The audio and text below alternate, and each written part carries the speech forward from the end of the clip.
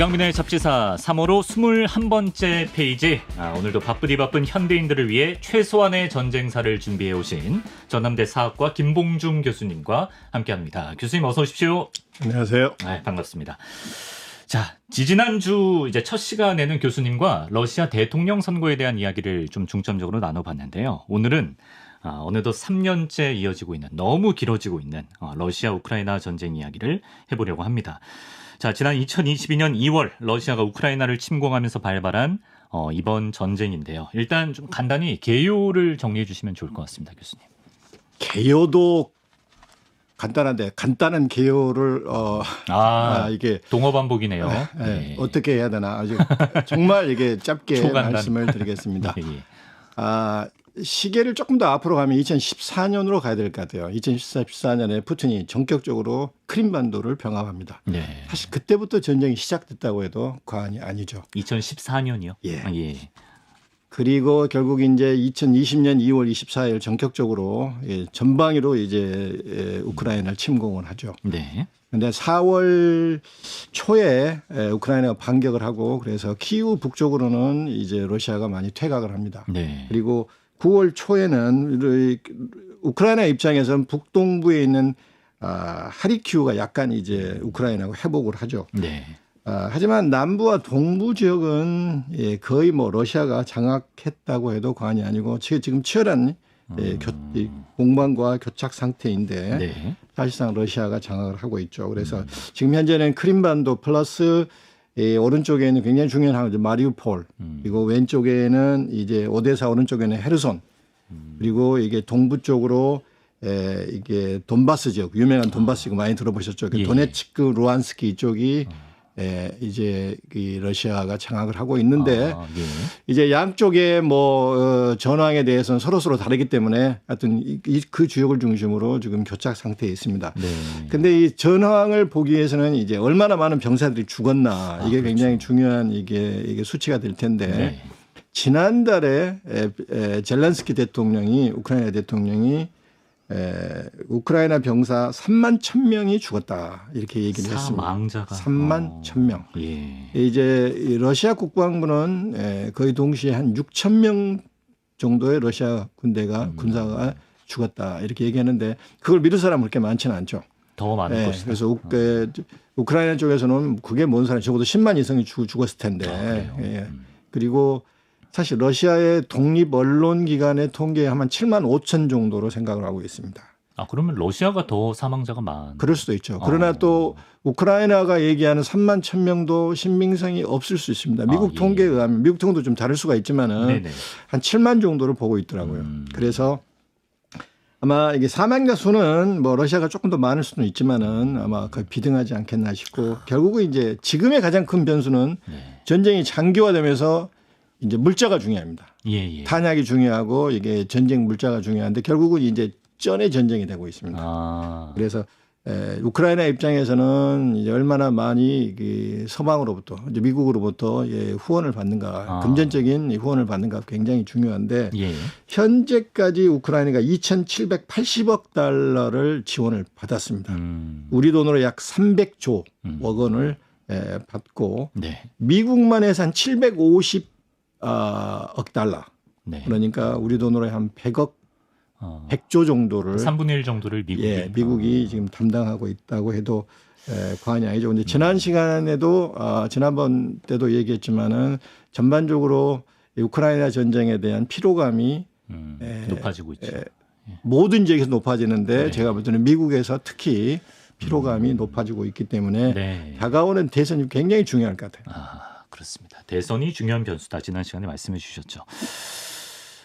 전쟁 발발의 원인은 뭐 여러 가지가 있겠습니다만 그중 중요하게 꼽는 원인이 이제 우크라이나가 이제 나토에 가입하려고 한다. 그 문제였거든요. 교수님, 우크라이나가 나토의 회원국이 된다는 게 이렇게 좀 막대한 피해를 낳은 전쟁을 야기시킬 정도로 왜 그렇게 중요한 문제인지 설명해 주시면 좋겠습니다. 이게 이제 러시아 입장에서 보면은 있을 수 없는 일입니다. 있을 수 없는 일이요. 있을 수 없는 일입니다. 왜냐하면은 우크라이나가 러시아와 가장 길게 이게 국경을 맞닿고 있는데 뭐 최근에 스웨덴과 핀란드도 이제 나토에 가입을 하게 되잖아요. 그래서 러시아 사람들이 갖고 있는 그 불안감을 역사적으로 어떤 사람들은 러시아의 자신감이라고 생각하지만은 또 어떤 부분에서는 확실히 러시아가 국경에 대해서 굉장히 불안했던 것 같아요. 예컨대 2차 세계대전 이후에 소련과 미국이 연합국이었는데 결국 원수가 되면서 냉전이 시작되잖아요. 그런데 러시아 입장, 소련의 입장에서는 자기들이 동부 유럽, 폴란드 중심 동부 유럽을 장악을 해야 돼요. 그러지 않으면은 그때 스탈린이 한 유명한 얘기 있습니다. 100년 사이에 서구 유럽인들이 폴란드라는 코리더, 복도를 통해서 모국 러시아를 침략해서 아주 엉망진창을 만들었다. 첫 번째가 나폴레옹 전쟁, 그리고 이제 뭡니까? 1차, 2차 세계대전이잖아요. 그래서 우리가 이쪽을 장악을 해야 한다. 근데 이제 뭐 폴란드도 나토 이미 소련 해체 이후에 그렇죠. 가입이 됐고 그래서 이제 이게 우크라이나가 만약에 나토 회원국이 되면은 푸틴 같으면 어떻겠어요? 너무 불안하죠. 그러죠. 그래서 또 다른 통로가 생기니까. 나토 우크라이나가 나토에 가입된 건 러시아 입장에서는 푸틴 입장에서는 도저히 이게 용납을 할 수 없는데 사실 이 갈등의 시작이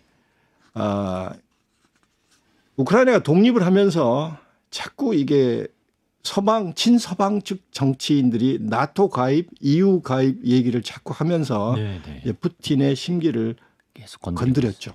그러다 결국 2014년에 크림반도를 병합해버리고 2024년 전격적으로 러시아가 침공을 하게 됩니다. 그렇습니다. 오히려 저 아이러니하게도 푸틴이 그게 싫어가지고 나토 확장하는 게 싫어가지고 이렇게 강하게 나오는데 더 확장되고 있는 상황인 것 같아요.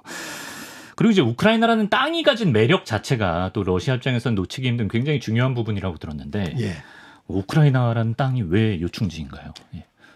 일단 이제 러시아하고 가장 가까운 이 국경지대이고 그다음에 우크라이나는 영어로 브레드 바스켓 그래서 러시아의 빵 바구니라고 할 정도로 굉장히 중요한 곡창지대입니다. 사실 세계 4대 곡창지대 중에 하나가 우크라이나죠.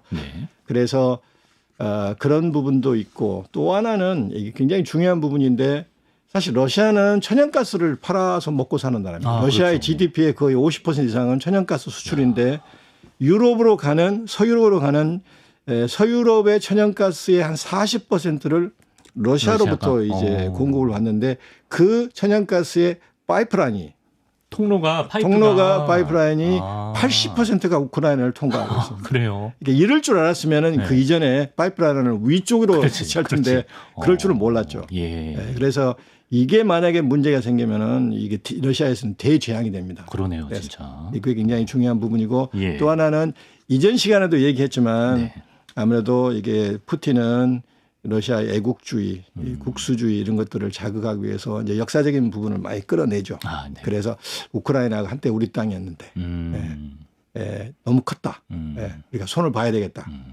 지금 그런 정서가 굉장히 강하기 때문에 그 우크라이나가 갖고 있는 지정학적인 위치, 그다음에 경제적인 그런 그 중요성, 그리고 러시아가 통합되고 단결하기 위해서는 우크라이나의 그 역사를 포함해서 러시아 역사를 이게 다 흡수해야 되는 거죠. 다시 써야 한다는 그런 것들이 다 복합적으로 일어나서 굉장히 중요한 변수라고 생각을 합니다. 그렇습니다. 러시아 입장에서는 이렇기 때문에 이번 전쟁을 계속해서 이어나가려는 것이고요. 그럼 반대로 교수님, 우크라이나는 어떻게 보면 더 약간 불리한 입장에서 지금 치열한 싸움을 하고 있는데 왜 이렇게 끝까지 러시아와 싸우고자 하는지.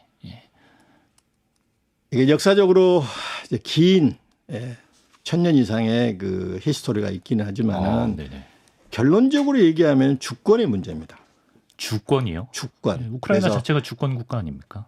1991년 소련이 해체되면서 러시아가 독립이 됐죠. 그런데 그 이전에 1917년에도 독립을 시도했지만은 소련 그 볼셰비크 혁명 때문에 이제 독립이 물 건너가고 소비에트 연방이 흡수가 되죠. 그래서 계속해서 이게 우크라이나는 독립을 원하고 또 독립을 하기도 했지만은 그게 물거품이 됐습니다. 드디어 1991년에 소련이 해체되면서 이제 우크라이나가 독립이 됐는데 또다시 푸틴이라는 사람이 나타나가지고 우크라이나를 가지려고 하면은 우크라이나 사람들 좋아하겠습니까? 이게 굉장히 이게 주권의 문제. 우리가 얼마나 오랫동안 이게 독립을 원했고 이제 독립을 차지했는데 또 다시 옛날로 러시아의 거의 속국으로 간다는 것은 이제 러시아 사람들이 받아들일 수가 없는 것이죠. 물론 러시아 내부에서는 친서방파가 있고 또 동부 돈바스 지역에는 친러시아파가 있지만 네네. 기본적으로 러시아 한 80% 정도는 다시는 러시아의 네. 속국으로 돼서는 안 된다. 러시아 영향권에 들어가서는 안 된다. 이 주권 문제가 가장 크지 않겠나 싶어요. 그렇습니다. 게다가 또 국제사회 분위기도 좋은 편입니다. 국제사회 분위기도 우크라이나 독립을 또 지지하고 있고 특히 미국이 뒤에 있고 그렇기 때문에 제가 이 전쟁사에서도 그런 얘기를 했지만은 결국 전쟁에서 굉장히 중요한 부분이 국민들의 감정 이런 것도 굉장히 중요한데 지금 우크라이나는 이제는 더 이상 러시아의 영향권에 들어가서는 안 된다.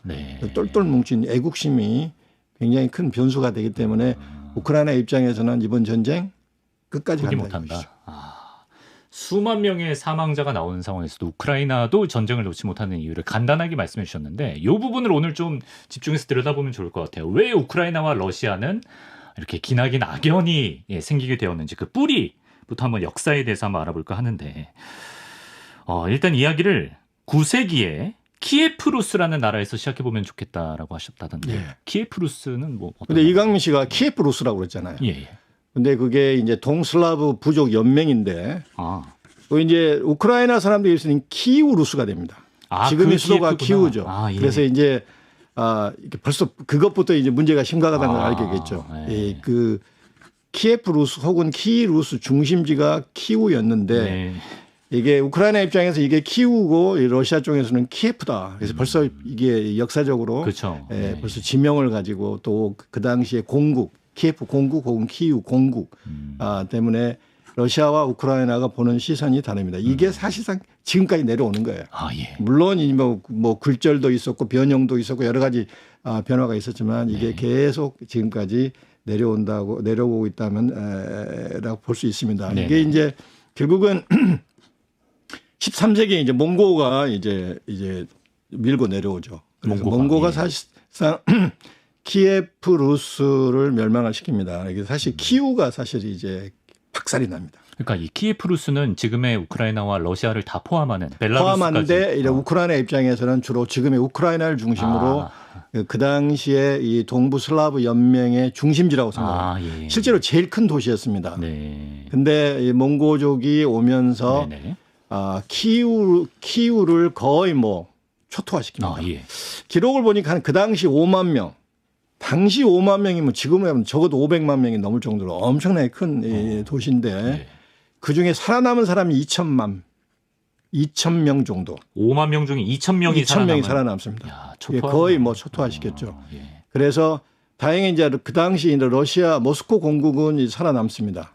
그래서 모스코 공국은 비교적 몽골 제국과 이게 협조하고 그래서 키우가 사라지면서 이제 모스코 공국이 이제 굉장히 강국이 되고 또 여러 가지 복잡한 얘기지만 또 폴란드가 들어오게 되고 폴란드가 또 리투아니아하고 연합하게 되면서 사실 키우가 이게 사실 몽골 제국으로 인해서 사실 해체되면서 러시아의 비운의 역사가 시작이 됩니다. 우크라이나에 이제 우크라이나 그러다 결국은 이제 7세기 정도 초중에 이제 소위 코사크 수장국이 이제 부활해 코사크 수장국이 생겨나는데 이것도 어떻게 생각하면 러시아 쪽에서는 러시아인들이 많다고 그러지만 우크라이나 쪽에서는 그 옛날에 키루스의 이제 연결되는 수장국이 코사크 수장국이다 이렇게 얘기를 수장국이라는 게 수장국이라는 것은 일종의 강한 그 전사들을 중심으로 하나의 나라를 만들었던 수장이라는 것이 이렇게 가장 높은 사람입니다. 우두머리. 가장 우두머리 전사를 중심으로서 이게 그 왕국 아닌 왕국을 만들었다. 그래서 이제 수장국이라고 하는데 그게 코사크 수장국입니다. 그러다가 그 코사크 수장국이 설립되면서 그 유명한 이게 보우단 크멜리츠키 사실 우크라이나의 영웅이죠 역사적으로. 그렇군요. 크멜리츠키를 중심으로 폴란드를 밀어내고 또 러시아도 밀어내고 그다음에 비잔틴 제국도 오스만 제국도 밀어내면서 상당한 크게 버텼죠. 있지만 네. 결국 폴란드 또 러시아 이런 외세 또 거기다 지금의 크림반도의 크림 칸국 크림 이 타타르족에 의해서 또 협공을 받게 됩니다. 원래는 이게 우방이었는데 결국 배신하게 되고 폴란드 편을 들게 되죠. 그러니까 복잡한 상황에서 결국은 이제 그 코사크 수장국이 쉽게 생각하면 러시아가 이제 그 1654년 페리아슬라프 조약에 의해서 러시아와 동맹을 맺습니다. 그러나 러시아 입장에서는 지난 시간에 얘기한 것처럼 그 우크라이나가 러시아의 속국이 됐다는 얘기죠. 쉽게 말하면 러시아의 군사적인 보호를 받고 어느 정도 자치정부를 수립하지만은 기본적으로 주권은 러시아로 넘어가는 것이죠. 겉으로는 우크라이나와 동맹을 맺은 것 같지만 러시아는 사실상 속국화됐다라고 생각한다는 거고 이제 지난 시간에 푸틴이 그 당시로 돌아가길 원하는 것 같다. 또 이런 의견을 밝히신 바가 있죠. 자, 이런 역사 아주 오래전 키이우 공국, 모스크바 공국 이때부터의 어떤 우크라이나인들의 약간 서름이 시작되는 것 같은데 소련 시대에 들어오면서 우크라이나 사람들의 분노와 증오가 정말 치닫기 시작한다면서요, 교수님. 지금 러시아인들이 갖고 있는 그 증오감, 분노의 사실상의 결정적인 것이 스탈린치하인 것 같아요. 그래서 스탈린이 이게 집단 농장화 정책을 펴면서 가장 크게 피해를 봤던 지역이 우크라이나 지역입니다. 아까 얘기했던 러시아의 곡창지대 이게 바구니였는데 집단 농장 이 정책에 의해서 어마어마한 이게 우크라이나 사람들이 집단 농장으로 이게 이주가 되고 이게 반발한 사람들은 시베리아를 보내주고 또 죽임을 당하고 그래서 1932년과 33년에만 수백만 명의 우크라이나 사람들이 죽습니다. 스탈린 통치 이 기간 동안에 최소 800만 명, 최대 1000만 명의 우크라이나 사람들이 죽어나가요. 굶어 죽거나 아니면 처형을 당하거나. 굶어 죽어죠. 그래서 이게 우크라이나 사람들의 역사에서는 이게 이제 홀로도모르라고 하죠. 홀로도는 이게 기근. 배고픔, 모르는 이제 살해. 그래서 홀로도모르는 그 스탈린차에서 그 최대한 1000만 명이 죽어 나갔는데 이걸 이제 기억하자는 얘기죠. 근데 우리가 역사에서 잘 모르는 얘기지만은 600만 명의 유대인들이 죽은 것은 우리 홀로코스트로 기억나잖아요. 그렇죠. 근데 많은 사람들이 홀로도모르는 잘 몰라요. 그 이상의 사망자가 있었는데. 그렇죠. 그래서 역시 역사는 힘이 지배합니다. 그러네요. 힘이 있어야 되고 돈이 있어야 되고 또 문화가 강할수록 그 역사를 기억하게 되는 것 같아요. 그래서 나중에 우크라이나가 정말 이게 강한 국가가 된다면은 아무래도 홀로코스트 못지않게끔 홀로도모르 관련된 영화도 굉장히 많이 나오지 않겠나 싶어요. 우크라이나 사람 입장에서는 1000만 명이 굶어 죽은 사건인데 그걸 어떻게 잊겠습니까? 그 어떤 원한과 분노 이런 게 당연히 있을 수밖에 없는 것이고 쉽게 사라지지 않을 텐데.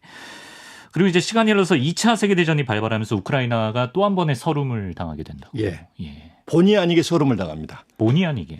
이제 독일이 2차 세계대전 얘기는 길게 할 필요 없고 독일이 처음에는 서부전선에 집중을 하다가 소련과는 이제 불가침 조약을 맺죠. 그런데 서부전선이 이게 만만치 않게 되니까 1941년에 드디어 이제 동부전선으로 이게 방향을 틉니다. 소련을 침공해요.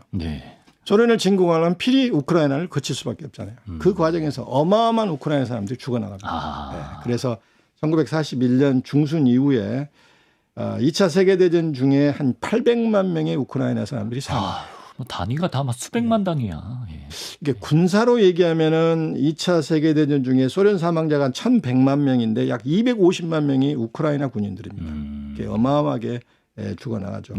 전쟁 전에 우크라이나 인구가 4170만 명인데 전쟁이 끝날 때 2740만 명입니다. 반토막이 1500만 명이 없어진 거예요. 죽었어요. 물론 이주한 사람도 있고 죽고 그러지만은 그래서 2차 세계대전을 통해서 또 우크라이나의 아픈 가슴 쓰린 아픈 역사가 기록이 되는 거죠. 그러네요. 이게 한 건의 역사가 아니라 켜켜이 쌓인 어떤 서름의 역사여서 좀 뉴스 같은 데서 보니까 그동안 우크라이나에서 친러시아 정권이 들어설 때마다 막 국민들이 들고 일어나서 막 축출시키고 이런 걸 본 적이 있는데 그 이유와 왜 지금 우크라이나 사람들이 끝까지 싸우고 있는지 그 이유가 이런 맥락 속에서 설명이 되는 것 같습니다. 물론 예. 이제 우크라이나 사람 100%가 그런 게 아니고 예. 아까 얘기한 돈바스 지역이나 크림 러시아 지역이나 이쪽은 친러시아 성향이 강한. 네. 사실 러시아 일부라고 하면 틀림이 없습니다. 아. 네. 그런데 이제 거의 서쪽에 있는 네. 적어도 한 70% 정도의 우크라이나 사람들은 친서방 쪽이고 반 러시아 쪽이죠. 네. 그 크림반도 무력 병합이 굉장한 이슈였는데 여기는 어떤 역사가 있는 건지. 예. 이제 크림 반도를 2014년에 푸틴이 이제 병합을 하죠. 예. 근데 1954년에 그 후르시체프 소련의 공산당 서기가 우크라이나에 줘버려요.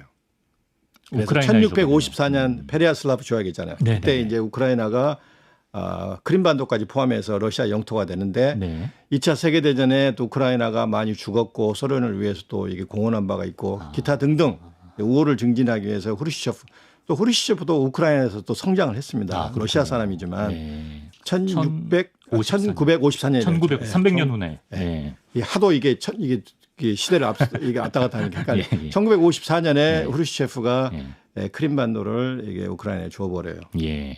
그런데 받은 건 좋은데 아까 얘기했잖아요. 70% 이상이 사실 러시아계잖아요. 그쪽이구나. 그러니까 사실 이게 우크라이나의 그 정부의 말을 듣질 않고 독립국가 행세를 합니다. 그러다가 이제 2014년에 우크라이나 정치적인 문제로 이런저런 문제가 되고 푸틴 친러시아적인 대통령이 결국은 그 반정부 시위에 의해서 뭐 한 100명이 죽어나가고 결국은 이제 러시아로 도망을 가죠. 망명을 갑니다. 네. 그래서 바로 그 다음 달 네. 이제 화난 푸틴이 크림반도를 병합을 해버려요. 제일 나쁜 사람이 줬다가 뺏는 사람이죠. 그런 진짜 줬다 뺏었네. 물론 아까 얘기했지만 러시아계가 많다고 하지만은 일단 크림반도가 드디어 이제 우크라이나 소유가 됐는데 그런 2014년 정치적인 문제 때문에 다시 이제 크림반도를 병합하면서 사실상 지금의 우크라이나 전쟁까지 올 정도로 비극이 시작이 된 것이죠. 그렇습니다. 자, 이렇게 러시아 우크라이나 전쟁이 어떤 역사 속에서 지금의 상황까지 오게 되었는지 좀 알아봤습니다. 좀 마칠 때가 됐는데요. 끝으로 두 나라의 과거와 현재를 우리가 살펴봤지 않습니까? 한반도에 사는 아직도 북한과 휴전 상태인 우리가 러시아 우크라이나 전쟁을 통해 어떤 것들을 되돌아볼 수 있을지 말씀해 주시면 좋을 것 같고 덧붙여서 이번 전쟁 언제쯤 평화가 찾아올 거라고 보시는지도 한번 덧붙여 주시면. 우리나라의 어떤 시사점이 주는가. 전쟁사를 제가 집필하면서도 그런 부분은 건들긴 했지만 그것이 쉽지가 않은 부분이더라고요. 그래서 아까도 얘기했지만 그 러시아가 보는 입장, 그다음에 우크라이나가 보는 입장이 또 다르고 그래서 역사를 보는 입장도 또 서로 다릅니다.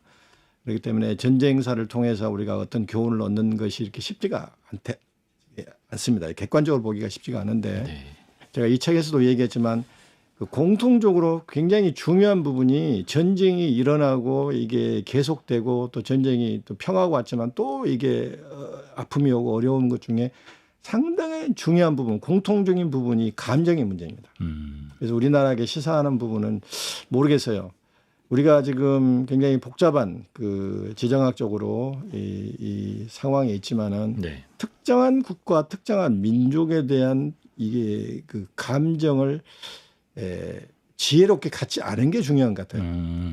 그래서 뭐 외교적으로, 경제적으로, 뭐 또 안보적으로 굉장히 우리가 또 지혜롭게 외교를 해야 되지만은 어떤 경우든 특정한 국가에 대해서 너무 좋아한다든지, 그렇죠. 또 특정한 국가를 또 미워한다든지 이렇게 되면은 이게 결국 우리에게 오는 것 같아요.